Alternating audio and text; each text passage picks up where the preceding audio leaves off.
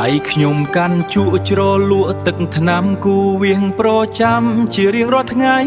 វិចិត្រករខ្មែរត្រូវតែប្រឹងគូតាំងចិត្តតស៊ូគុំនូឲ្យបានបុណ្យឈឿនក៏វ័យស្រដីពោលថាវិចិត្រករអើយមិនបាច់គួរអីទៅក្នុងលោកីស្រីល្អគ្មានដូចរំដួលស្រីតូចដងស្ទឹងសង្កែ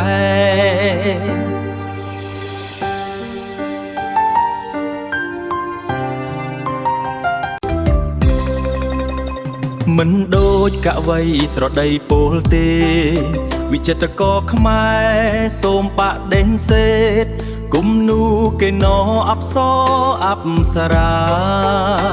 ប្រទេសជាតិណាសរសើរស្នាដៃវប្បធម៌ចម្រើនផ្កើងរាល់ថ្ងៃកូនខ្មែរប្រុងស្រីត្រូវតែខំប្រឹង